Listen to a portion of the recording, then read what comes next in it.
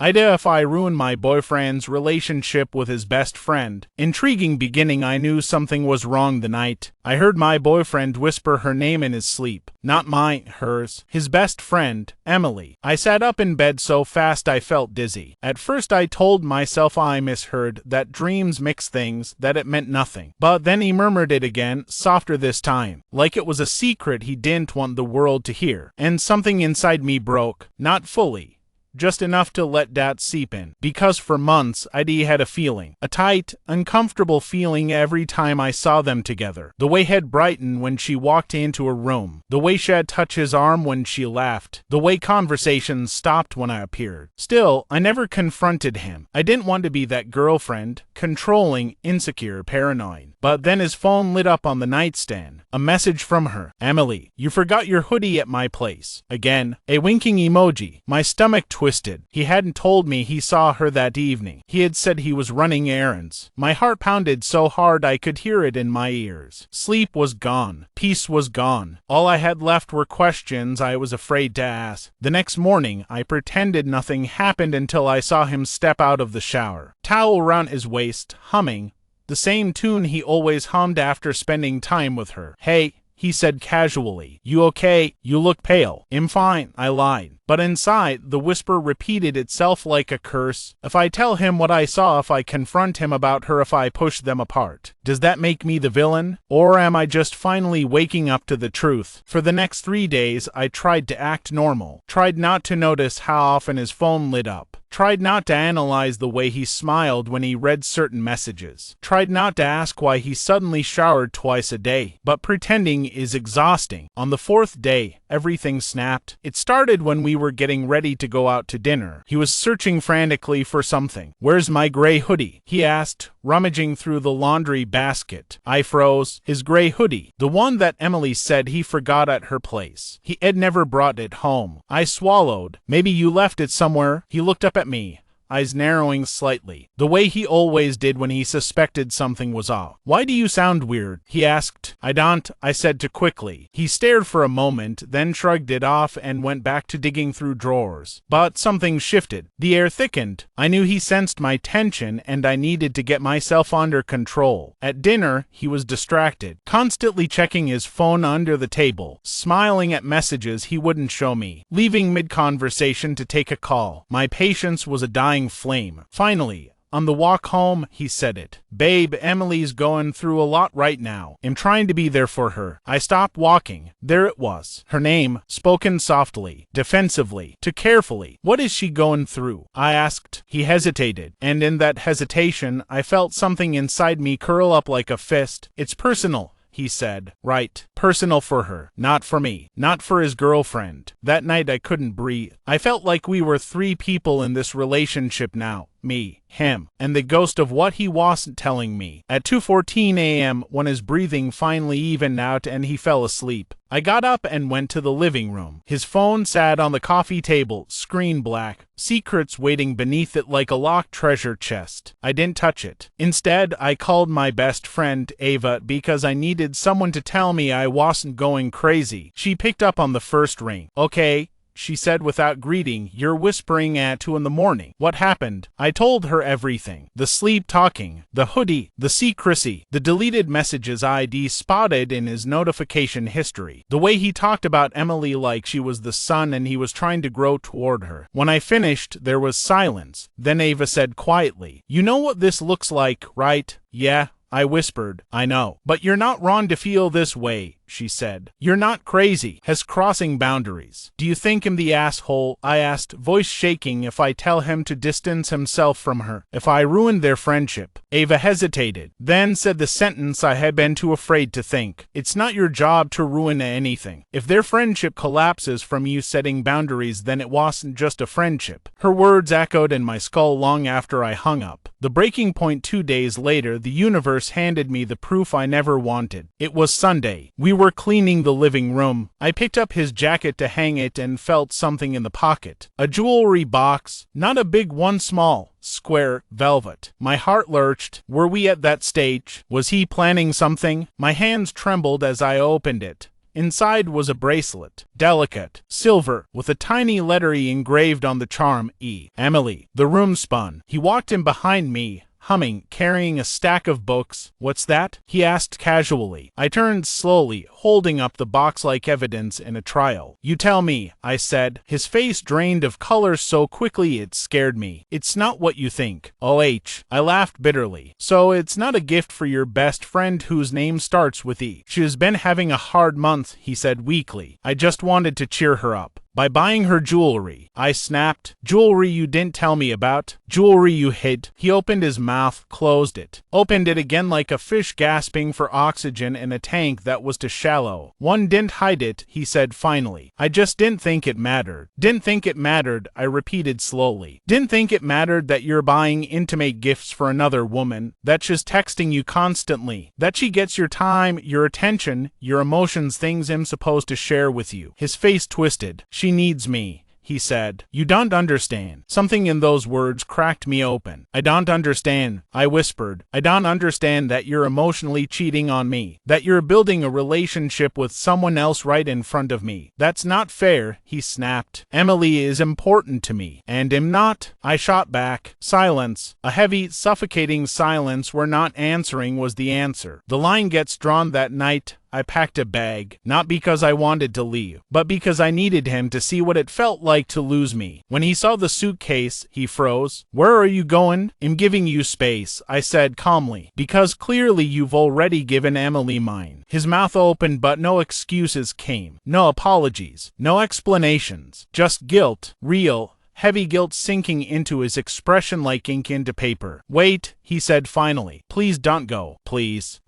He stopped, ran a hand through his hair, sat down on the bed. "I don't know what I'm doing," he said quietly. "I don't know how it got this far." I stayed silent. He looked up, eyes red. "I think I relied on her too much. I liked the attention. I liked feeling needed, and I didn't realize how it was hurting you." My throat tightened, hearing him admit it hurt more than the suspicion. "Emily is my best friend," he said. "But somewhere along the way, I started treating her like a second girlfriend." There it was. The truth, ugly and honest. "What do you want?" I asked. He reached for my hand, hesitated, and let it fall. "I want you," he said. "I want to fix this. Please let me fix this." I swallowed hard. "Then you need to set boundaries," I said. "Real ones. And you need to tell her." His face paled. "Tell her what?" "That she can't rely on you like this anymore. That I'm your partner. That things need to change." He looked terrified, but he nodded. "I'll do it," he whispered. "If it means keeping you, I'll do it." Very long continuation part. He said he would talk to her, but I didn't trust it. Not completely. So the next afternoon, when he told me he was going to Emily's apartment to clear things up, a part of me crumbled with dread. "Do you want me to come with you?" I asked. He hesitated too long before shaking his head. "No, I should do this alone." That hesitation dug its claws into my ribs, but I forced myself to nod, forced myself to sit still as he grabbed his keys and walked out. The door closed with a soft thud, and then the silence swallowed me whole. What he didn't know. I followed him not because I wanted to spy, not because I was crazy, because I needed to know the truth. Not the filtered version, not the "don't worry babe, it's fine" version, just the truth. So I grabbed a coat, waited 5 minutes, and left the apartment quietly. His car was parked exactly where he always left it. I stayed far enough behind that he wouldn't see me, but close enough not to lose him. My heart wasn't beating normally anymore.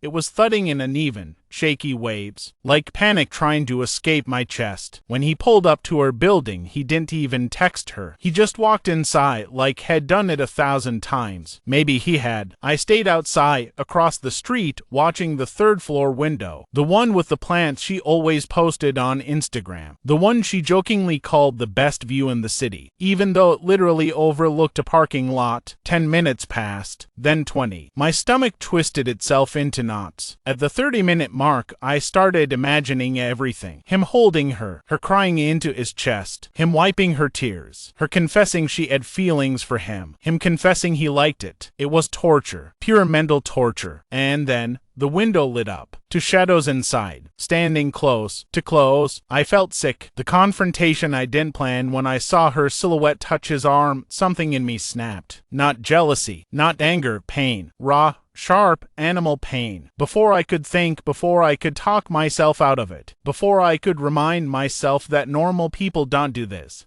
I was already crossing the street. My legs moved on their own. My fists were clenched. My heart was pounding. My vision blurred. I buzzed her apartment number. Silence. I buzzed again. This time her voice crackled through the speaker. "Hello, it's me," I said. A pause, long, cold. Then, "Oh, hold on." The door clicked open. The climb to the third floor felt like marching into an execution chamber. When I reached her apartment, the door was already open a few inches. I pushed it gently. My boyfriend and Emily stood in the center of the room, too close, faces tight with guilt. Surprise, something else. He looked horrified. She looked annoyed. "Great. What are you doing here?" she asked sharply. My boyfriend turned to her. "Emily, stop." "No," she said. "She doesn't get too barge in here like, don't talk to her like that," he snapped. She stiffened, eyes going wide. And suddenly the dynamic clicked into place. This wasn't a triangle. This was a competition. One I hadn't known I was participating in. Emily drops the mask. She crossed her arms. "You shouldn't have come here," she said, looking at me like I was dirtying her carpet. "I came because I needed to know what's going on," I said. My voice was surprisingly steady. "I needed to hear the truth." Emily scoffed. "A cruel, sharp little sound. The truth? The truth is you're insecure and controlling." My boyfriend's eyes widened. "Emily, what?" she snapped. "You told me she's been accusing you of things you didn't do. You told me she's been paranoid." I stared at him. He had said that. "Emily, stop," he said again, voice low, tense. "You're making it worse." "Am I?" she asked, stepping closer to him. "To close again? Or are we finally being honest about what's actually happening here?" I felt the room tilt slightly. "What do you mean?" I asked. She looked me dead in the eyes. "As my best friend. He tells me everything. And unlike you,"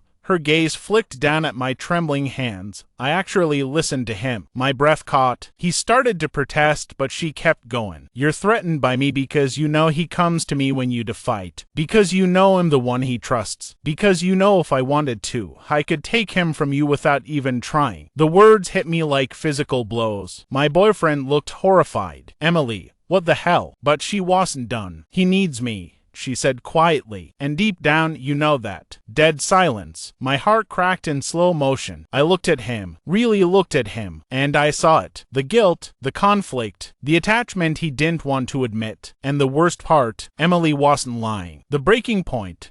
But not the way I expected him done, I whispered. They both froze. My boyfriend reached toward me. "Wait." I stepped back. "No. I'm done competing with someone who doesn't respect me. I'm done fighting for a place in your life you should be giving me freely." His eyes filled with panic. "It's not like that," he said desperately. "I came here to tell her I need boundaries. I came here to fix things." Emily's face twisted. "You what?" He turned to her. "I love her," he said firmly, "and am losing her, and I can't do this with you anymore. Not like this." Emily stared at him as though he had slapped her. "You're choosing her?" she choked out. "Yes," he said, "always." A tremor ran through her, a crack in her perfect, confident mass. She looked so afraid, so devastated, that for a moment even I felt sorry for her. But then she glared at me. "This isn't over," she said. "It is," my boyfriend replied. Leaving the apartment, he followed me out into the stairwell. The moment the door closed behind us, he collapsed. Not physically, but emotionally, completely. "I'm sorry," he said, voice shaking. "I should have stopped this earlier. I should have seen the signs. I should have protected you from all of this. I was stupid. I was selfish. And I'm so sorry." He reached for me again. This time, I didn't pull away, but I didn't lean into him either. "We're not okay," I said quietly. "This doesn't just disappear because you said the right words." "I know," he whispered, "but they'll do whatever it takes to earn you back. I swear." Ending. The final chapter. We didn't go home right away. We walked, silently, blocks and blocks through the cold air, until the adrenaline drained and reality settled in like sand after a storm. Finally, he spoke. "I never meant for it to get this bad," he said quietly. "I never meant to hurt you." I swallowed hard. "I know," I said, "but you did." He nodded, eyes down, like he couldn't bear to look at me. "I'll cut her off," he said, "if that's what you want." I stopped walking. He stopped too. "That's not what I want," I said. "I don't want to control your friendships, but I want to choose you." he whispered. And if choosing you means letting her go, then I will. His voice cracked at the end, and something inside me shifted. Not forgiveness, not yet, but clarity. A message from Emily later that night, back at our apartment, my phone buzzed. A text from an unknown number. Emily, you think you won because he picked you. You didn't. You just made him feel guilty. He'll come back to me eventually. He always does. My blood turned cold. I showed him the message. He read it. His jaw tightened. His hands shook. He didn't say a word. He just grabbed his phone and blocked her number in front of me. Then he blocked her on every app, deleted her contacts, even deleted their photos. When he finished, he set the phone down and sat heavily on the couch. That's not friendship, he said. That's manipulation. And I let it happen. His voice cracked again, a sound I had never heard from him. I'm sorry, he said, for everything, for not seeing how twisted it was, for making you doubt yourself, for making you compete for me. I sat next to him. I don't want you to cut people out of your life because of me, I said, but I can't stay in a relationship where I never know if I'm second place. You're not second anything, he whispered. You're my person. His hand reached for mine. This time, I let him take it. The real test comes weeks later. Healing wasn't instant. 4 weeks. He checked in more, communicated better, kept his phone open when he used it, stopped hiding things, stopped excusing Emily's behavior, actually listened, and slowly, painfully, cautiously, I felt the tension unwinding between us. Every now and then, her name came up in conversation, usually when he apologized again for something he remembered, but she never contacted him again. Not once. She disappeared from his life like a stain washed out after too many attempts. One night, about a month later, he came home looking exhausted. She tried to talk to me at the grocery store, he said. I walked away. I watched his face. The old guilt wasn't there anymore. Just resolve. And not going back, he added. Not to her version of me. Not to that dynamic. Not ever. And for the first time, I believed him. The final conversation one evening, after a quiet dinner, he took my hand across the table. Can I ask you something? He said. Of course. Do you forgive me? I took a slow breath. I forgive you for being confused, I said. I forgive you for not seeing how she treated you. I forgive you for letting it go too far. Then I looked him in the eyes, but I'm not forgetting it, and I don't think I should. We need to grow from this, not erase it. He nodded, relief softening his expression. I just want us, he whispered. Then choose us, I said, every day, not just when things fall apart. I will, he promised, and for once it didn't sound like a script. It sounded real. He stood up, walked over to me, and wrapped his arms around me. The kind of hug that anchors you, not claims you. A quiet, steady reassurance. 6 months later, Emily never resurfaced. She didn't text, didn't call, didn't try to reach out. Or maybe she did, but he didn't see it, because he never looked back. Our relationship wasn't magically perfect. No relationship is. But it was honest now, balanced, mutual. He learned how to set boundaries. I learned how to trust again. We learned how to choose each other on purpose. Sometimes we still talk about her briefly, quietly, like remembering an old wound that healed but left a faint scar. But we don't live in that chapter anymore. We wrote new ones. Together, AITA? The final answer, no. You weren't the asshole. You didn't ruin anything. Their friendship collapsed because she crossed boundaries. He let it happen. She wanted more than friendship. And he didn't stop